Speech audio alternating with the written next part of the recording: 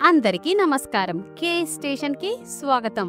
మనమందరం జ్ఞానం, నీతి, తెలివితో నిండిన పంచతంత్ర కథల లోకంలోకి ప్రయాణం మొదలు పెడదాం.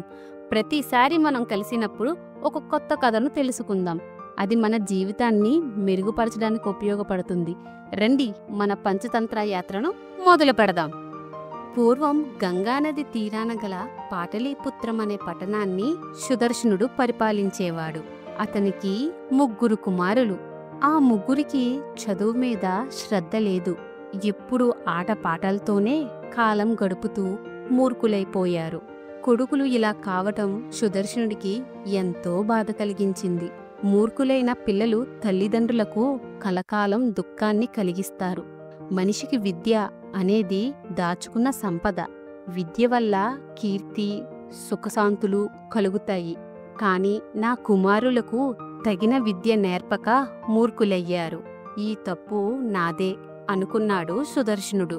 సుదర్శనుడు ఆ తర్వాత విష్ణుశర్మ అనే పండితుణ్ణి పిలిపించాడు. పండితవర్య, నా కుమారులు విద్య నేర్వక మూర్ఖులుగా తయారయ్యారు. విద్యాబుద్ధులు నేర్పాలి.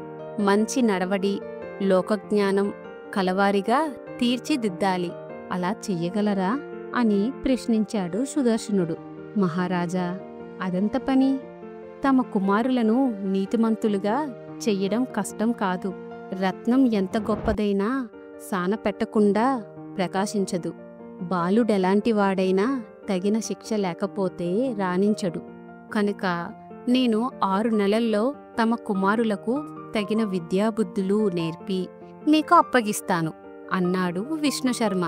విష్ణుశర్మ మాటలు విని సుదర్శనుడు ఎంతో సంతోషించాడు. తమ కుమారులను విష్ణుశర్మకు అప్పగించాడు. విష్ణుశర్మ 3 రాజకుమారులను తన ఇంటికి తీసుకువెళ్ళాడు. చల్లని చెట్టు నీడలో కూర్చోబెట్టాడు. అయితే వాళ్ళను అక్షరాలు రాయమనలేదు, శ్లోకాలు వల్లించమనలేదు. చక్కని కథలు చెప్పాడు. ఆ కథలే పంచతంత్ర కథలుగా ప్రసిద్ధి చెందాయి. ఆ కథలు విని ఆ రాజకుమారులు మంచి ప్రవర్తనను అలవర్చుకున్నారు. పంచతంత్ర కథలు అలా మొదలయ్యాయి. అసలైన పంచతంత్ర కథలతో త్వరలోనే కలుద్దాం.